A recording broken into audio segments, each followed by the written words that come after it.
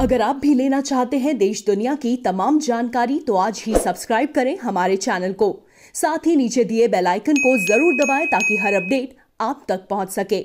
नमस्कार, section news network और आप सभी का स्वागत है। महाराष्ट्र सरकार ने प्रसिद्ध उद्योगपति मुकेश अंबानी के घर के बाहर विस्फोटक मिलने के मामले से निपटने को लेकर आलोचनाओं का सामना कर रहे मुंबई पुलिस के आयुक्त परमबीर सिंह का बुधवार को तबादला कर दिया।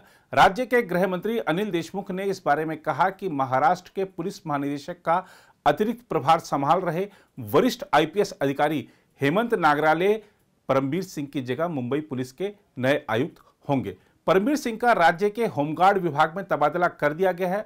बुधवार दोपहर राज्य के मुख्यमंत्री उद्धव ठाकरे से मुलाकात करने वाले अनिल देशमुख ने ट्विटर के जरिए यह जानकारी दी। इससे पहले परमबीर सिंह द्वारा सचिन वाजे प्रकरण से निपटने को लेकर मीडिया में चर्चाएं थीं।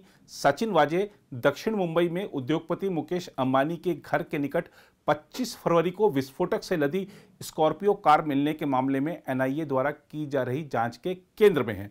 मुंबई पुलिस के अधिकारी सचिन वाजे को इस मामले में कथित भूमिका के चलते 13 मार्च को गिरफ्तार कर लिया गया था। वह हाल तक मुंबई पुलिस की अपराध शाखा की अपराध खुफिया इकाई से संबद्ध थे। उधर इस मामले में महाराष्ट्र सरकार पर भाजपा हमलावर हो गई है। राज्य के पूर्व मुख्यमंत्री देवेंद्र फडणवीस ने मनसुख हिरेन की हत्या किए जाने का आरोप लगाते हुए उद्धव ठाकरे सरकार को जबरदस्त रूप से घेरा है। आइए आपको दिखाते हैं क्या कह रहे हैं देवेंद्र फडणवीस। सभी का इस वार्ता में मैं बहुत बहुत स्वागत करता हूं। हम सभी लोग जानते हैं कि जो घटना मुंबई में घटी,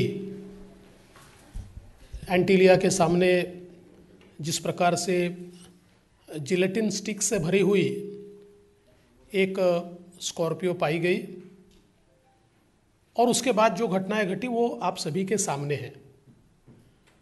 जिस प्रकार से पुलिस महकमे से ही इस प्रकार की गाड़ी प्लांट की जाती है और उसके बाद की घटनाओं में इसमें की सबसे बड़ी कड़ी मनसुख हिरेन, इनको जिस प्रकार से मर्डर उनका किया जाता है, जिस प्रकार से उनका खून किया जाता है, ये सारी चीज़ें मुंबई और महाराष्ट्र के इतिहास में इससे पहले कभी नहीं हुई। हमने 90 के दशक में क्रिमिनलाइजेशन ऑफ पॉलिटिक्स, राजनीति का अपराधीकरण, ये महाराष्ट्र में उसका अनुभव लिया था और उसी प्रकार की परिस्थिति। और अब तो अगर रक्षा करने वाले ही इस प्रकार से अपराधी तत्व बन जाए तो सुरक्षा कौन करेगा, यह सवाल है। इसमें सबसे अहम सवाल यह होता है कि एपीआई सचिन वाजे, इन्हें नौकरी में वापस क्यों लिया गया। वे 2004 में सस्पेंड हुए, 2007 में उन्होंने वीआरएस दिया और उसके बाद उनका वीआरएस एक्सेप्ट नहीं हुआ क्योंकि उनके ऊपर इंक्वायरी चल रही थी। 2018 में जिस समय मैं मुख्यमंत्री था, उस समय शिवसेना की ओर से दबाव था कि एपीआई वाजे को फिर एक बार सरकार की सेवा में लिया जाए, पुलिस महकमे में लिया जाए। और उस समय मैंने उनका पास्ट रिकॉर्ड देखने के बाद यह तय किया कि एडवोकेट जनरल की सलाह मैं इसमें लूंगा। और मैंने एडवोकेट जनरल जी की सलाह ली। हालांकि वो कोई रिटर्न सलाह नहीं थी, लेकिन मैंने उनको फाइल दिखाई और उन्होंने मुझे साफ ये कहा कि इस मामले में हाई कोर्ट ने उनको सस्पेंड किया है, बहुत गहरी इंक्वायरी चल रही है, ऐसे समय उनको लेना ठीक नहीं होगा। और मैंने उस समय उनको नहीं लेने का फैसला किया। आप ये भी जानते हैं कि बीच में 2008 में सचिन वाजे, इन्होंने शिवसेना में प्रवेश किया। कुछ समय तक शिवसेना के प्रवक्ता के रूप में भी उन्होंने काम किया और शिवसेना के साथ बड़े गहरे रिश्ते ये सचिन वाजे के रहे। इतना ही नहीं तो जो शिवसेना के एक्टिव लोग हैं इनके साथ बिजनेस रिलेशन भी उनके रहे, कुछ कंपनीज भी उन्होंने तैयार की। और 2020 में 19 के अंत में जब शिवसेना की सरकार, उद्धव ठाकरे जी की सरकार आई, तो फिर एक बार सचिन वाजे को वापस लाने का प्रयास शुरू हुआ। और जैसे ही मार्च में कोरोना आया तो उसके बाद कोरोना का बहाना बनाकर एक कमेटी तैयार हुई, रिव्यू कमेटी। और रिव्यू कमेटी ने बड़ा सिंपल सा उसमें लिख दिया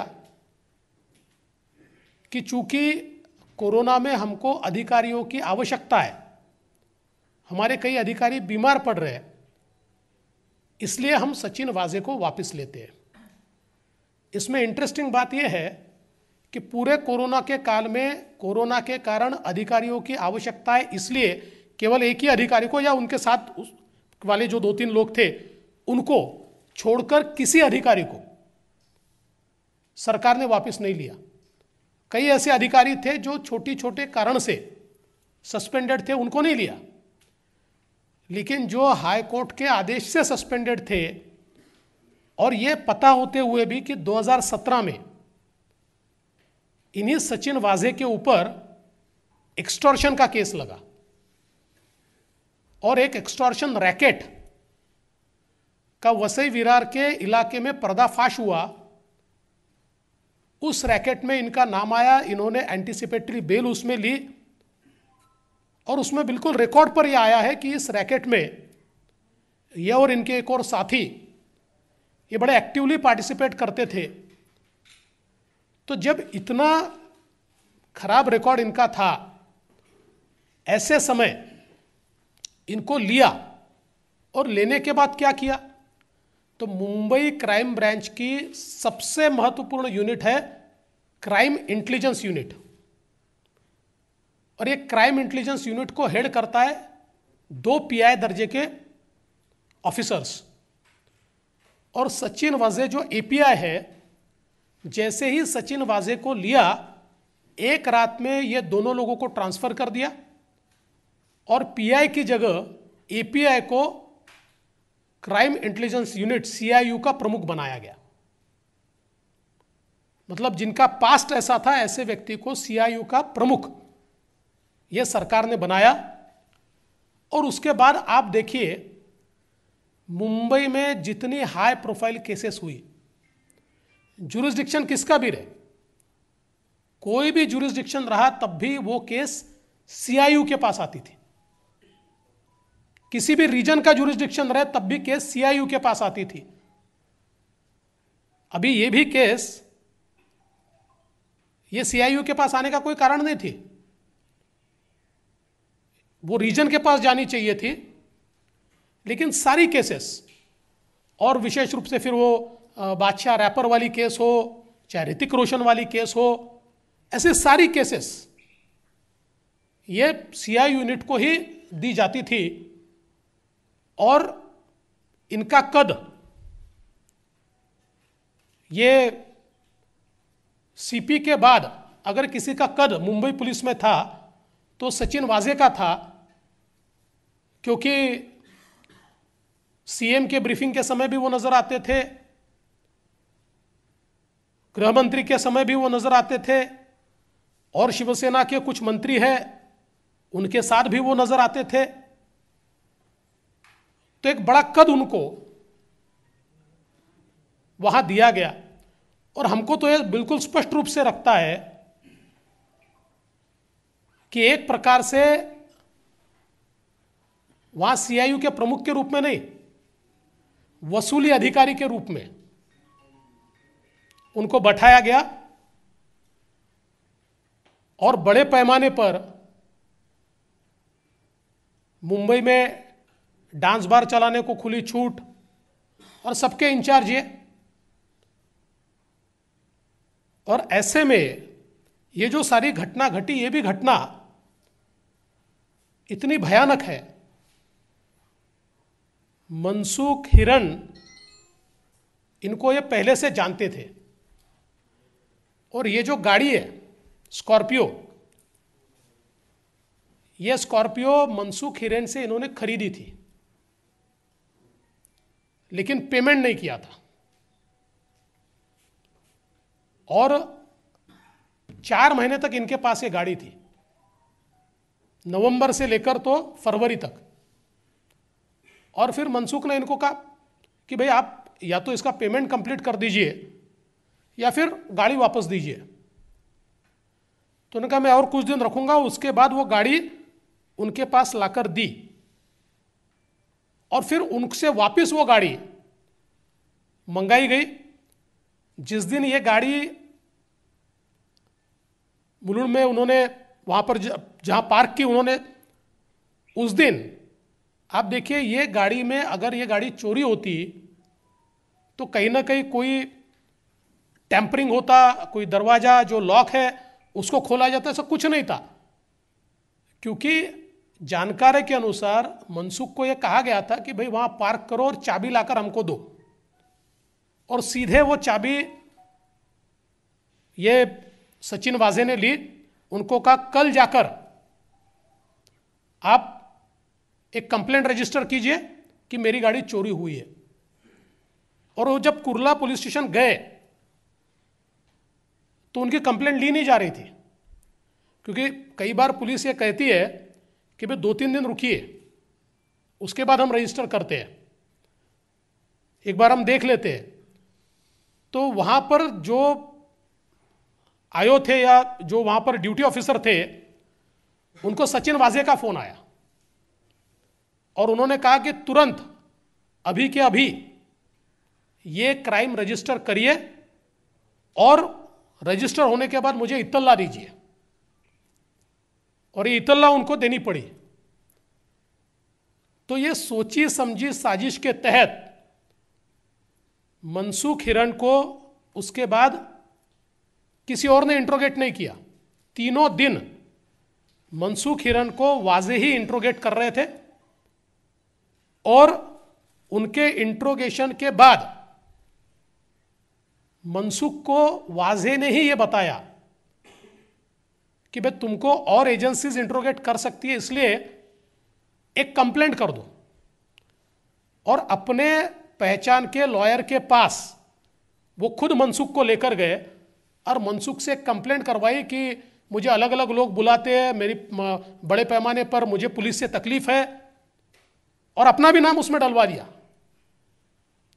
और वो सीएम को भेजा, वो गृह मंत्री को भेजा। तो इसका मतलब एक प्रकार से सारी एलिबाय ये तैयार हो रही थी। और जिस दिन मनसुख को रात में एक फोन आया कि गावड़े ने आपको बुलाया है, और उनको जिस इलाके में बुलाया वो वही इलाका है जिस इलाके में सचिन वाजे के ऊपर एक्सटॉर्शन का केस लगा है। उसी इलाके में उनको बुलाया गया और उसके बाद दूसरे दिन उनकी लाश मिली। और हमारा तो यह मानना है कि मनसुख हिरन को वहीं पर मार दिया गया। मारने के बाद उनकी लाश खाड़ी में फेंकी गई। और इसमें सबसे महत्वपूर्ण बात यह है, हाई टाइड में उसको फेंकने की कोशिश हुई। अगर यह लाश हाई टाइड में फेंकी जाती तो ये वापस ही नहीं आती। तो यह होता कि मनसुख हिरन ये पुलिस के दबाव में या पुलिस जो बार बार पूछताछ कर रही है उससे नाराज होकर कहीं भाग गए। महीने 2 महीने बाद ये बात ठंडी हो जाती। आधे घंटे का डिफरेंस आया उनके कैलकुलेशन में, और हाई टाइड की जगह लो टाइड आया आधे घंटे के कारण। और मनसुख हिरन इनकी जो लाश है वो वहीं पर रही, वो बहकर नहीं गई। अभी कुछ थियरीज लाने की कोशिश की जा रही है, लेकिन कुल मिलाकर अगर हम पोस्टमार्टम की रिपोर्ट को देखें तो इसमें ध्यान में आता है कि ये इतने रुमाल उनके मुंह में कैसे आए, एंटीमॉर्टेम इंजुरीज ये ऐसी जगह पर है कि जिससे बिल्कुल स्पष्ट रूप से यह दिखता है कि कहीं ना कहीं बहुत दबा के बांधा गया है। उनका दम घुटे इतना वो रुमाल और सारी चीजें बांधी गई है। और जो पोस्टमार्टम रिपोर्ट मैंने देखा उसमें उनके लंग्स में पानी नहीं। आज मीडिया में मैं कोई रिपोर्ट देख रहा था कि कोई और टेस्ट है और लंग्स में पानी, पर पोस्टमार्टम रिपोर्ट में उनके लंग्स में पानी नहीं है। और ऐसा हो ही नहीं सकता। अगर पानी में गिरकर वो मरे तो लंग्स में भरपूर पानी होना चाहिए, लेकिन वो दिखाई नहीं पड़ता। तो सीधा मतलब यह है कि उनकी हत्या हुई है। और हमारी मांग यह है, अभी तो एनआईए ये बम विस्फोट या वो जो जिलेटिन वाला मामला है उसकी जांच कर रही है और उसी में उनको अरेस्ट किया है। और हत्या का मामला या मनसूख के मौत का मामला जो है यह अभी भी एटीएस के पास है। मुझे पता नहीं क्या प्रॉब्लम है, पर उसमें जिस प्रकार से एटीएस ने कार्रवाई करनी चाहिए ऐसी कार्रवाई होती हुई दिखती नहीं है। क्योंकि इतने सारे एविडेंस मेरे जैसे पुलिस के बाहर के व्यक्ति को अगर मिल सकते हैं